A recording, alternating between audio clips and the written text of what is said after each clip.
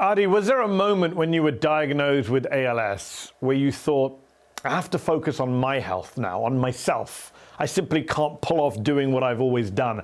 How tough has it been to manage with this devastating illness and still fight the good fight? Of course. Especially in the first year after my diagnosis, I found it very hard to focus on activism and politics. Even now, moments of despair come and go because ALS is a hell of an illness, and it complicates every aspect of my life. But unlike most others with ALS, I have access to 24-hour home care, and so I get to live a beautiful and full life with my family at home, and continue the work of securing health justice in America with my team at Be a Hero. I can only afford home care because I successfully forced my health insurance company to pay for most of the costs. Otherwise, I would be forced into a nursing home, separated from my family in order to stay alive. To be honest, I don't know if that would be a quality of life that I would be willing to tolerate. Nursing homes are dangerous institutions where seniors and disabled people are merely warehoused. Since the pandemic began, 138,000 disabled children and adults in nursing homes have died from the coronavirus. That's why I, and other advocates, are pushing Congress to fully fund home and community-based services. Providing care for people we love isn't a Republican issue or a Democratic issue, it's an American issue, and a moral one to ensure that everyone gets to live safely, with dignity and respect. Well said. You interviewed Joe Biden during the election campaign. It was an emotional conversation. You challenged him on Medicare for All. We just played a clip from that. Do you believe Joe Biden can fix the healthcare system in this country in the way you believe it needs to be fixed, not just for you, but for all Americans? Thanks for playing that. I was grateful to speak with President Biden during the campaign, and to your question, I do believe there's a lot he can do to help fix our broken healthcare system. Right now, President Biden can put pressure on Congress to back his proposal to fully fund home and community-based services. This investment would go a long way toward providing the nearly 1 million disabled people and seniors on the waiting lists with the home care they need to live safely and with dignity. This funding will also give a truly living wage to professional caregivers, the majority of whom are women of color. We also need this legislation to guarantee coverage for hearing, vision, and dental care under Medicare. There is no reason why seniors should not receive the care they need for their whole body. We also need this legislation to finally fulfill the Democrats' promise to lower drug prices for the American people.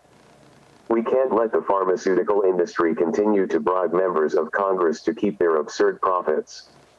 These are the important changes that Congress and President Biden can make this year to improve health care for all people in America. And then, in the coming years, we need to go further and guarantee high-quality health care for everyone. That means replacing our current health insurance system with one that treats everyone with dignity and gives everyone the care they need, regardless of their job situation, or how much money they have. I hope that President Biden will one day sign Medicare for All into law, but to get there we need to build a movement for health care justice. That's why I need all of your viewers to join this fight. What is your message, Ady, to young people in America who may feel beaten down by the pandemic, by the economic situation, by the rise of the far right, the worsening climate, and feel defeated? What is your message to them based on your own unique situation as an activist? I would say two things. First, you're right. The forces blocking the path towards justice are great. But they always have been thus. And yet American history, and world history, is filled with stories of people overcoming those forces through their hope, determination, and solidarity. Progress is hard, but it's necessary, not just for ourselves, but for our grandchildren and their grandchildren.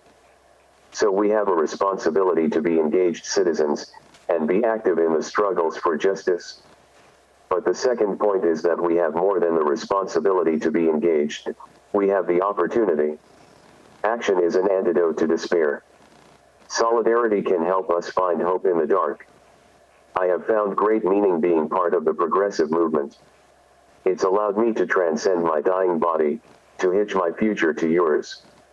And I know that the same is true for countless other people who have found meaning and purpose, in the face of great personal difficulty, through solidarity.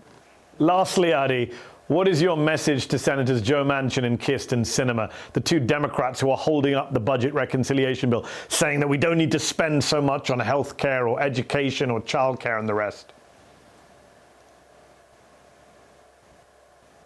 Well, that is an important and difficult question, because the two of them have seemed so impervious to rational argumentation and emotional appeals. I guess I might try to persuade them that they could be much more popular and powerful if they took a different approach.